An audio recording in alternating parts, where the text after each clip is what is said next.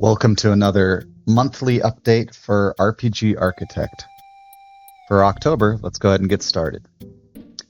One of the last things I added, that was probably one of the more noticeable ones, is a new object selector. You don't see it here right now because we're on tile sets, but if I switch over to entities, you'll see that all entities are listed. Entity references, any entity references that I have would be listed. Let's see if I have any. Right there. As well as vehicles. Each of these has the option to be able to edit them just like you normally would, as well as clear them out. Notice that guy's gone now. You'll see doodads also supported, as well as lights. So this is hopefully going to be very useful quality of life enhancement for folks this month. Another one of our big updates this month has been to add tile tags, finally having the ability to actually have a footstep sound if you are walking along, as well as enter, ongoing, and exit scripts associated with it.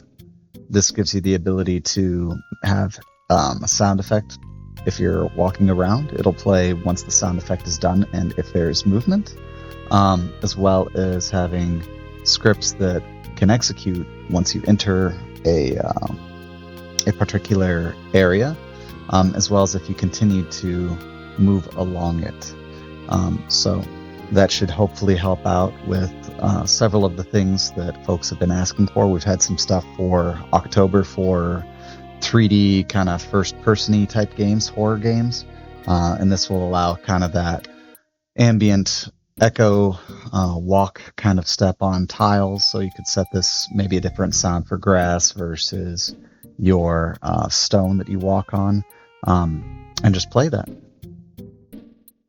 Piggybacking off our last update with tile tags, there are now indicators that let you know whether or not something is in use. For example, this enter script now has this nice blue icon that means that it's not empty, right? The second we delete that, you'll see that it goes away. This is particularly going to be useful in user interfaces. You'll notice that my UI for default message box, for whatever reason, has some local switches to it, even though it probably shouldn't.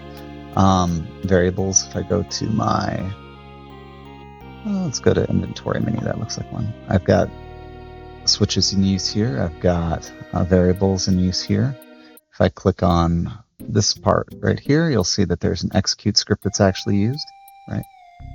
So this will hopefully help folks understand more of what's going on inside their own project.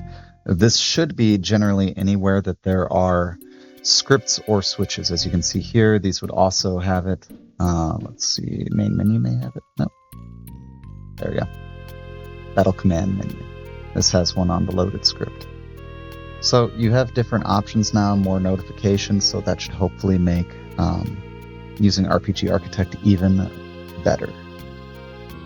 It's been known for a while that RPG Architect supports our multiple languages, but this month I actually added Russian officially. We had a community member nicely end up creating this, so if you click that, you'll see it's taken a second to kind of reload itself. You'll see that RPG Architect is now somewhat in Russian. Not everything is completely translated, but this is now distributed. And you'll just kind of see that everywhere here. In addition to that, I have made adjustments to some of the tools that I have to internally track these and the actual strings that are used by users. So now, hopefully this will be better for creating translations. So if anyone is interested in creating a translation to your language, I am more than happy to give you a CSV of all the translation strings so far and let you do as you will. Goal is to have RPG Architect work kind of in just about every language we possibly can.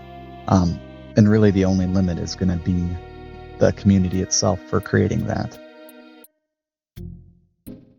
One of the final things added in October is Rotational Alignment. So this will be very useful for things like projections. That's really the only place it's been implemented so far.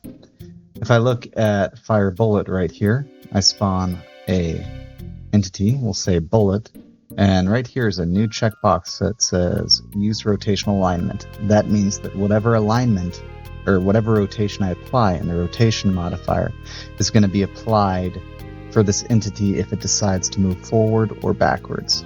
So in this case, I'm going to go ahead and use my camera X, Y, and Z. If you'll notice, the rotation now also accepts global variables now. So if I say camera X, Y, and Z, what that's going to do is the X rotation, the Y rotation, and the Z rotation. If this entity definition for bullet, if it decides to move forward, it's going to go ahead and take these into account and actually move with those rotations. Very similarly, if you were to essentially press up, would move your character forward in most cases, right? Regardless of your rotation of your camera. This applies that same behavior. So that should hopefully help out with some of the folks who are trying to make some 3D style games first person. That's it for October. Don't forget to like and subscribe RPG Architect on YouTube if you haven't gotten it, or if you're in the future, go buy RPG Architect. Right now it's going to be on sale for the Steam Winter Festival coming up, I believe, or the Fall Festival I think is next. Yeah, and that's it. Have a good one.